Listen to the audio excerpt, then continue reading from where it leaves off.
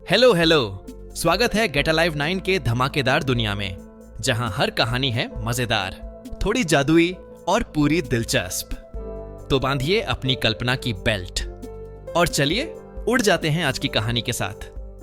चंदनपुर गांव की कौशल्या देवी, जिन्हें पूरा गांव दादी कहकर बुलाता था, अपनी पुरानी परंपराओं और रीति रिवाजों में रमी हुई थीं। उनकी दुनिया उनके घर, गाय बछड़ों और शाम को मंदिर के चबूतरे तक ही सीमित थी। एक दिन शहर से उनका पोता राहुल छुट्टियों में गांव आया और दादी के हाथों में एक चमचमाता हुआ नया स्मार्टफोन रख दिया। यह क्या है बेटा?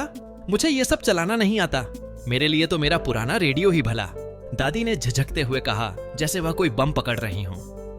राहुल हंसा और बोला, दादी यह सिर्फ फोन नहीं, दुनिया की खिड़की है। इससे आप अमेरिका में बैठे ताऊजी को देख सकती हैं। दादी ने उसे उलट पलट कर देखा। एक काला सपाट कांच का टुकड़ा। उन्हें डर था कि कहीं जोर से दबाने पर यह टूट न जाए। जब तक राहुल रहा, उसने दादी को फोन चार्ज करना और उठाना सिखाया, लेकिन दादी का मन उसमें नहीं लगा।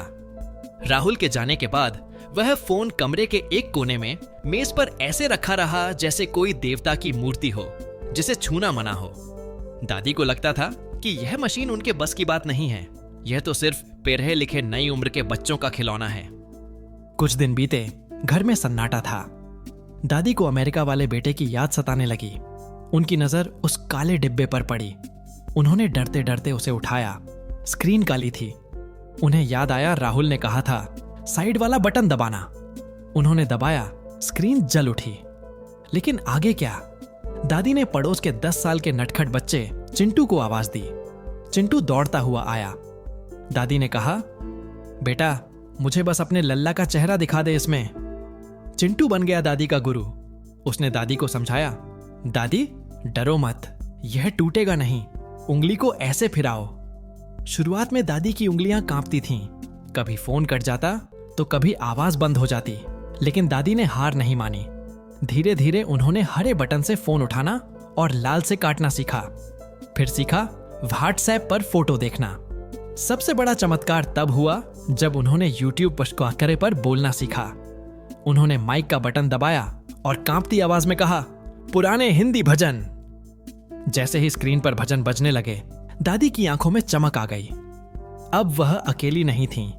उनके पास पूरी दुनिया का मनोरंजन और ज्ञान उनकी हथेली में था। अब दादी सिर्फ भजन नहीं सुनती थीं, उन्होंने मौसम का हाल जानना भी सीख लिया था। एक दोपहर गांव के किसान रामदीन काका बहुत परेशान थे। उनकी टमाटर की फसल में अजीब से कीड़े लग गए थे और पत्तियां पीली पड़ रही थीं। कोई दवाई काम नहीं कर रही थी। रामदीन दादी के घर के बाहर उदास बैठे थे।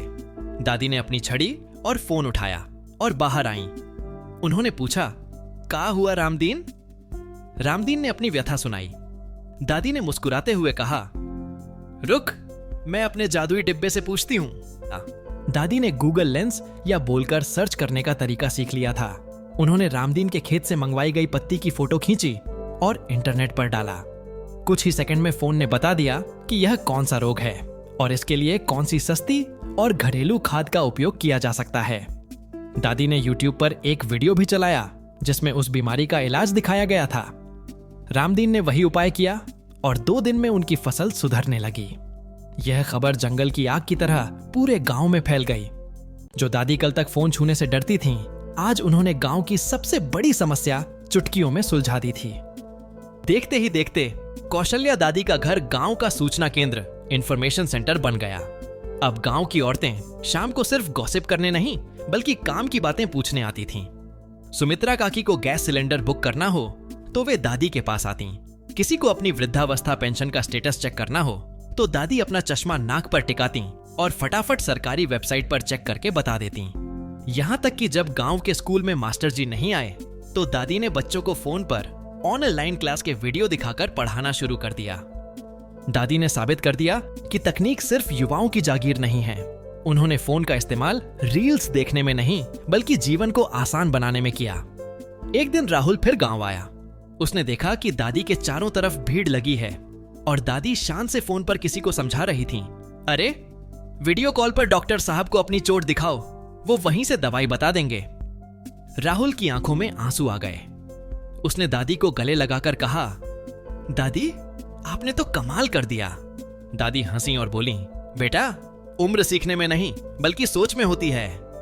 जब तक यह जादुई डिब्बा मेरे पास है, मेरा गांव कभी पीछे नहीं रहेगा।